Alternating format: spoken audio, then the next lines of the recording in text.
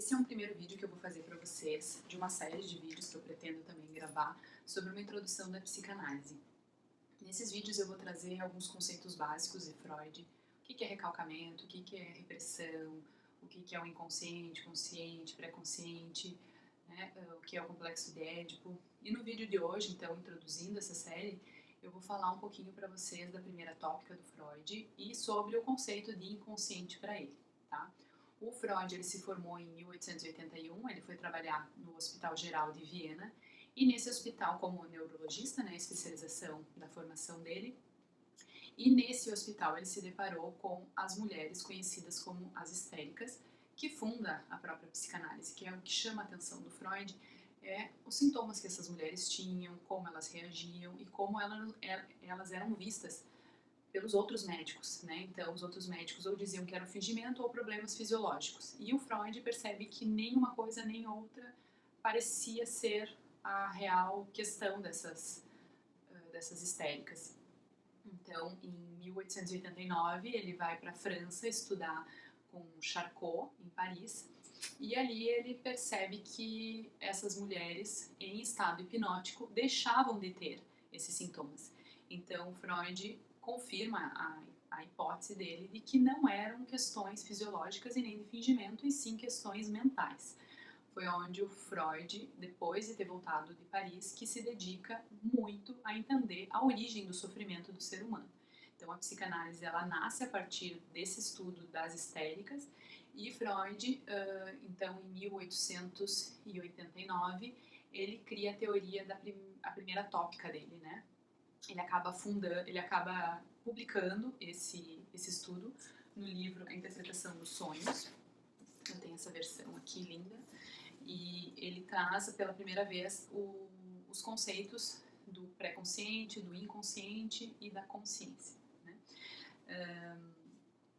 Antes disso, Freud já havia falado sobre a questão do pré-consciente em uma carta trocada com o Fliess em 1896, mas só lá, então, em 1900, quando esse livro é publicado, que Freud traz a público essa teoria. E o Freud sempre se questionava, né? Então, qual a causa dos nossos atos, como funciona a nossa vida psíquica, foram esses questionamentos que moveram ele para continuar pesquisando, reescrevendo e corrigindo a teoria conforme ele via que não estava tão certo no que ele tinha se proposto. Mas uma coisa é certa, do início ao fim da vida do Freud, a teoria da psicanálise está focada no inconsciente. Então, não que o inconsciente foi descoberto por Freud, mas foi ele que acabou teorizando e tornando o inconsciente algo científico ou compreendido de uma forma científica como Freud gostaria que ele fosse visto. Então, complexo de Édipo, mecanismos de defesa, pulsões, então nada acontece na nossa consciência, tudo é inconsciente. Os poetas, os filósofos, eles já tinham descoberto o inconsciente, inclusive Freud bebeu muito dessa fonte, mas o Freud, como eu tinha comentado, é ele que acabou realmente teorizando isso e tornando um método científico para estudar esses fenômenos do nosso psiquismo, né? Então, para fazer a introdução desse nosso primeiro vídeo, eu vou começar falando então da primeira tópica freudiana, que foi uma explicação que o Freud fez da divisão da nossa mente. Então, como eu falei, ele apresentou essa teoria pela primeira vez na interpretação dos sonhos, e só 20 anos depois o Freud acaba trazendo uma segunda tópica, que não tirou a primeira tópica, que não desteorizou, não sei se essa é a palavra certa, mas é uma teoria em 1920 que complementou a teoria do consciente, pré-consciente e inconsciente, né? Onde ele traz os conceitos do id, ego, superego, ou isso, eu e supereu, dependendo da tradução, né? Mas hoje nós vamos ficar, por enquanto, só na primeira tópica, vamos, no decorrer desses vídeos, trazendo outros conceitos para vocês também. Então, durante toda a vida do Freud, então de 1900 até lá, o final da sua vida, ele sempre acrescentou coisas na teoria ou excluiu coisas da teoria, né? Ele nunca deixou de assumir que estava errado quando trazia alguma questão. Então, introduzindo para vocês a primeira tópica. O consciente, apesar da gente saber que a psicanálise foca no inconsciente, o Freud não deixou de desconsiderá-lo e ele entendia que sim, que nós temos uma parcela de consciência, né? Mas o Freud explicava uma coisa que hoje a própria neurociência já provou, que a nossa consciência é uma pontinha do iceberg, né? Então, o Freud fazia uma analogia ao nosso inconsciente com um iceberg, onde a grande massa do iceberg está embaixo d'água, que a gente não enxerga, que é a nossa inconsciência, parte pré-consciência, e a pontinha lá é a nossa consciência, né? Inclusive, hoje, vários estudos da neurociência falam que a nossa consciência é apenas uns 5% e o restante todo inconsciente. E o Freud dizia que a consciência é a única luz que a gente tem para conseguir se conduzir nessa escuridão que é a nossa mente. Então, ela tem um papel também fundamental na nossa saúde psíquica. Até hoje, os neurocientistas acabam dizendo, né, alguns estudos mostram que a nossa consciência dura 3 segundos só, e que a nossa mente está sempre resgatando o passado. Então, isso só, né, vamos ver quanto tempo depois, então, 100 e poucos anos depois, a neurociência consegue mostrar o quanto Freud estava correto nas suas hipóteses, né? E o pré-consciente, então, seria um sistema intermediário. Ele fala, então, nesse pré-consciente, pela primeira vez, numa carta com Fliess, né, em 1896, mas depois que ele acaba teorizando, né? Então, os conteúdos pré-conscientes eles podem chegar na consciência sem muita demora. O que está no pré-consciente, pessoal? O pré-consciente são coisas que a gente não lembra, não está rapidamente na nossa consciência, mas que a gente tem uma memória que pode ser acessada, trabalhada. Então, a gente explica que tudo que está no inconsciente não tem palavra. Tudo que está no inconsciente foi formado na nossa primeira infância. Na fase oral, que vamos trabalhar lá na frente também, na fase anal, na fase fálica. Então, Freud falava que o nosso inconsciente se forma na primeira infância, vamos botar ali até os 5 anos, que é o momento onde a criança ainda não consegue explicar o mundo. Ela só tem registros, a gente fala registros mnêmicos, que são imagens que ficam no nosso psiquismo, e essas imagens que constituem o nosso inconsciente. O pré-consciente, ele já são conteúdos que a gente não quer deixar ele de fácil acesso, foram conteúdos traumáticos, porém eles têm palavra, eles têm fala. Então a gente pode dizer que o inconsciente são coisas que estão lá registradas, o pré-consciente são palavras que estão registradas. Tanto um quanto o outro são questões traumáticas que o nosso psiquismo faz o trabalho de tirar da nossa consciência para que a gente tenha menos sofrimento. Então, o inconsciente, ele, apesar de ele ser formado na nossa primeira infância, é ele que carrega as principais características determinantes da nossa personalidade. Então, até o final da nossa vida, o nosso inconsciente vai ficar pulsando e vai explicar, não é explicar, né?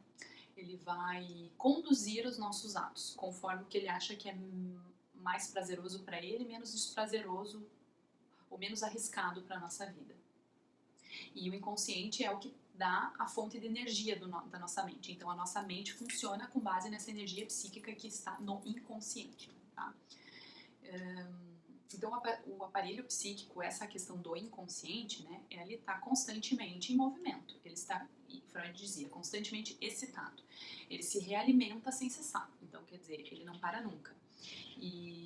Só que esse excesso de energia, ele pede uma descarga, ele pede que esse conteúdo que saia da nossa mente. Só que a pulsão, que nós vamos ver em vídeos para frente também, a pulsão que tem no nosso inconsciente, ela quer chegar num nível zero, ela busca esse esgotamento de energia.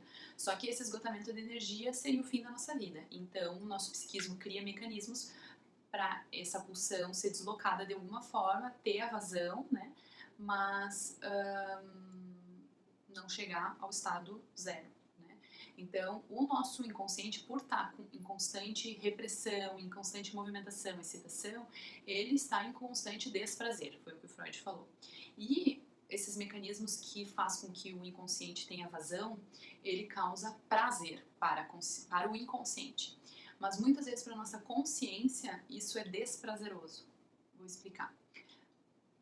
Por exemplo, o desprazer, ele significa a manutenção, o aumento da tensão. Então, quanto mais tensão está dentro do nosso psiquismo, mais desprazeroso ele está. E o prazer para o psiquismo é quando ele libera essa tensão.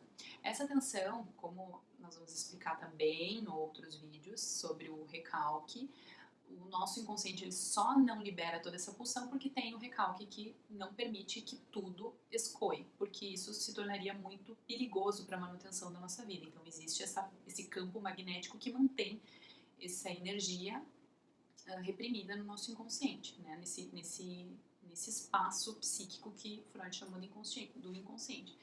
Então, o inconsciente ele tem lacunas, né? Ele está ali reprimido, mas ele tem lacunas onde ele vaza. E depois Freud explica, principalmente no livro A Interpretação dos Sonhos, que ele fala que os sonhos, né, são uma das principais mecanismos de escape do nosso inconsciente, né?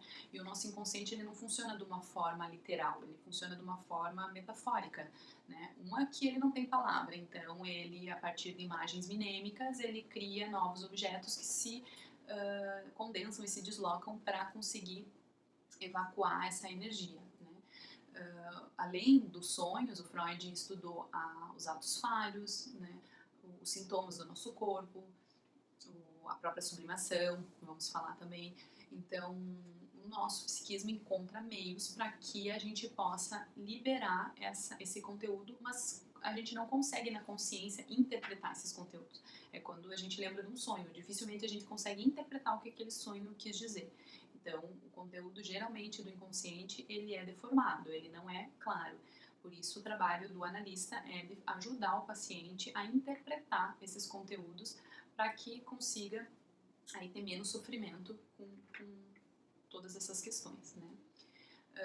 Então, no psiquismo, o prazer absoluto nunca é obtido, né? Então, devido à barreira do recalque, ele nunca vai conseguir chegar no prazer absoluto, né? Porque isso pode causar um sério problema para a vida psíquica da pessoa. Eu vou colocar para vocês agora uma imagem que eu tirei do livro do Nasio, O Prazer de Ler Freud, onde ele explica numa imagem como funciona o nosso psiquismo. Então, o psiquismo humano, ali ele põe, né, a barreira do recalcamento. Ali, todos aqueles pontinhos que aparecem na figura são representações da nossa pulsão. Ali, ele coloca condensação. O que é a condensação? Porque o nosso psiquismo ele quer liberar essa energia o mais rápido possível. Então, ele condensa vários conteúdos minêmicos, né, num só. Então, por exemplo, o sonho, às vezes tu sonha com alguma coisa, pode ser, por exemplo, tu sonha com um jacaré. O jacaré pode representar a tua mãe, pode representar o medo de água que você tem, pode representar a cor verde, que é do jacaré, pode representar um monte de coisa numa imagem só. Então, o Freud explicou isso como condensação, que era uma forma que o psiquismo encontrava de liberar essa energia de uma forma mais rápida. E a outra forma seria o deslocamento, onde a gente desloca um conteúdo. Por exemplo, eu tenho um trauma de infância e eu desloco esse trauma de infância para uma outra pessoa, né? Que depois até o Freud vai falar um pouquinho sobre a transferência, mas o deslocamento seria objetos, a nossa pulsão cola em determinados objetos que podem fazer o papel dessa metade que ficou recalcada no nosso psiquismo. Ali tem então a barreira do recalcamento, né? E um espacinho que seria uma lacuna onde a pulsão ela consegue escoar. E existem algumas formas dessa pulsão sair, que é através da formação do inconsciente, que são os atos falhos, os xistes, os sonhos, né? Que o Nasio fala ali que é um prazer parcial e substitutivo. Depois tem uma segunda forma que seria a atividade intelectual, que seria um prazer moderado, que a gente pode considerar como a sublimação, né? Então a sublimação nada mais é do que a gente transformar um conteúdo negativo num conteúdo positivo. Então existem inúmeros exemplos, a nossa profissão, o que a gente coloca às vezes nas artes, né? Artistas que pintam quadros, que cantam música, então transformam algo negativo dentro de nós em algo positivo, né? E o prazer absoluto, que seria o prazer impossível, na verdade, que é o que o inconsciente busca, só que depois, lá na frente, nós vamos falar sobre a pulsão de vida. A pulsão de vida redireciona essa pulsão para que se tenha mais segurança e não se leve ao estado zero, né? De novo, levando ao estado zero seria a própria morte. Então, explicando, né, para vocês entenderem a função do recalcamento é essa, é manter a nossa vida, é manter a nossa vida psíquica saudável, né, saudável no nível que o nosso próprio psiquismo pode nos levar, e daí a gente pensa, mas daí as pessoas que têm neuroses fortes, ou que têm... Então, quer dizer, a gente tem que sempre pensar que as nossas patologias, as nossas neuroses, foi a forma mais saudável que o psiquismo encontrou para a gente sobreviver, né, por mais que conscientemente a gente pareça estar sofrendo, ou analisando esteja sofrendo, ele poderia estar sofrendo muito mais ou inclusive não conseguir viver se não existisse essa barreira de recalcamento. Então, o trabalho na análise faz com que a gente interprete tudo isso, veja os ganhos secundários que o paciente tem com esses sintomas e traga uma ressignificação para ele, para que ele possa aí estar trabalhando depois tudo isso. Uma segunda imagem que eu vou trazer para vocês é uma figura que o Násio também no seu livro ele traz, então trazendo quatro etapas ali do nosso inconsciente. Então a primeira seria o movimento contínuo da energia em direção ao prazer absoluto, então a pulsão sempre vai buscar esse prazer absoluto. Depois, então, a barra do recalcamento, que se opõe ao movimento de energia. Então, dessa energia que quer ir para estaca zero, tem uma energia que barra isso e redireciona isso. Ali a questão 3, energia que não transpõe a barra de recalcamento e dá início a uma nova excitação. Então, nem tudo consegue passar pela barreira do recalcamento. Então, bate na barreira e essa energia retorna para o psiquismo e fica ali continuando excitada e continuando tentando escoar. E 4, a energia que transpõe a barra de recalcamento e se exterioriza sobre a forma de prazer parcial inerente às formações do inconsciente. Então, ali, atos involuntários, manifestações patológicas, relações afetivas, então todas as formações do inconsciente que podem ser, né, os sonhos, os atos falhos, os xistes, as nossas neuroses, os nossos sintomas psíquicos ou somáticos, né? Então, o inconsciente encontra vários meios para estar escoando essa energia. Então, algumas definições do que é o inconsciente, tá? Então, o Freud descreveu o inconsciente visto por algumas óticas, né? Então, visto pela ótica descritiva. Então, a formação do inconsciente apresenta-se diante de nós como atos, falas ou imagens inesperados que surgem abruptamente e transcendem nossas interações e nosso saber consciente.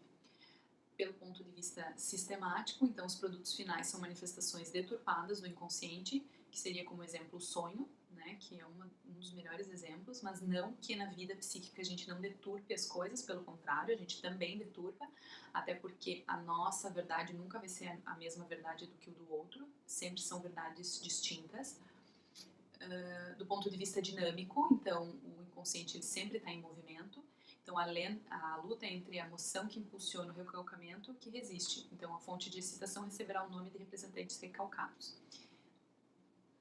E por fim, então, do modo de vista econômico, quer dizer, o psiquismo ele vai querer liberar o quanto mais energia ele puder, né, que foi ali o que eu expliquei na condensação e no deslocamento.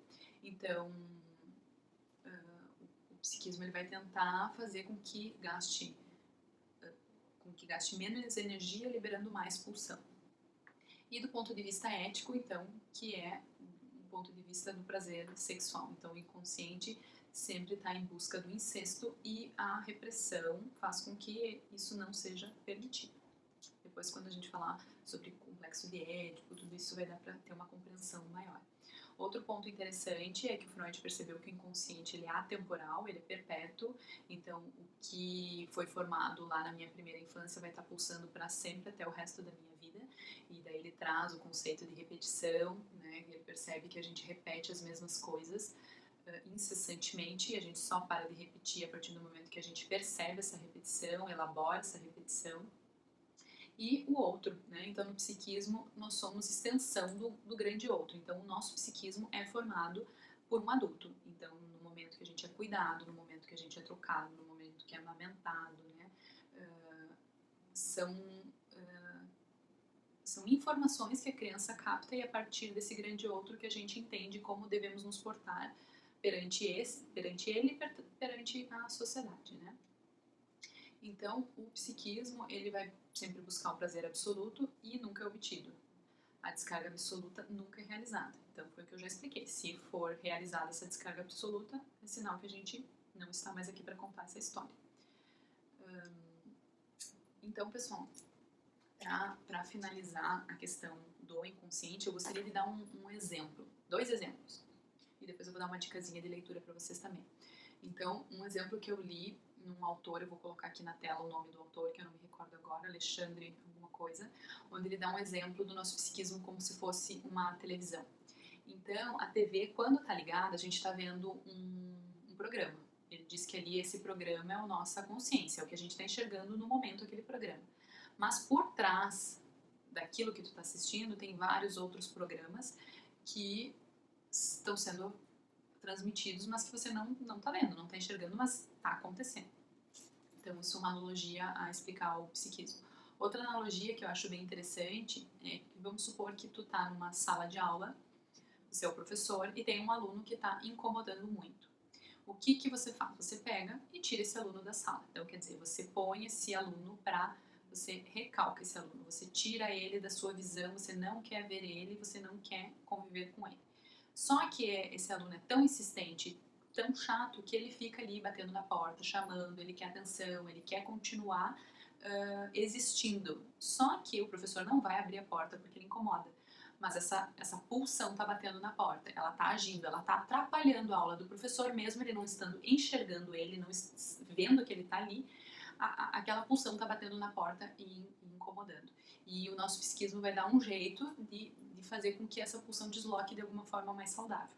Ou chama a diretoria, ou conversa com o aluno, ou faz alguma coisa para ter uma saída melhor, tá? Então, pessoal, para encerrar, eu deixei separadinho um livro aqui para vocês, que é o Inconsciente, explicado ao meu neto, da Elizabeth Rudinesco. É um livro que eu recomendo para quem está realmente começando, porque é um livro bem lúdico, ela não tem uma linguagem técnica.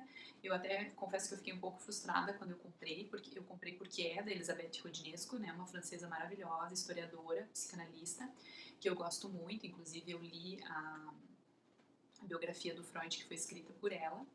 Mas ele realmente é um livro bem introdutório, tá? Então, para quem está começando os estudos aí da psicanálise, tá bem na introdução, é bem interessante porque ela realmente é um diálogo dela com o neto dela, onde o neto vai fazendo questionamentos e ela vai respondendo, trazendo questões da própria vida do neto, né? Então fala de mitologia, fala de religião, fala dos filmes, ela traz exemplos do filme do Titanic, do Star Wars, então não deixa de ser interessante, tá? Mas talvez para quem já tenha um entendimento pode ser um pouquinho maçante, tá? Eu vou deixar na descrição do vídeo para vocês as referências que eu utilizei e espero que vocês tenham gostado. Deixem aí a sua contribuição nos comentários, ajude nós nessa iniciativa, se inscreva nesse canal, ative o sininho para receber os novos vídeos que eu vou estar postando semanalmente. Espero vocês na próxima. Muito obrigada!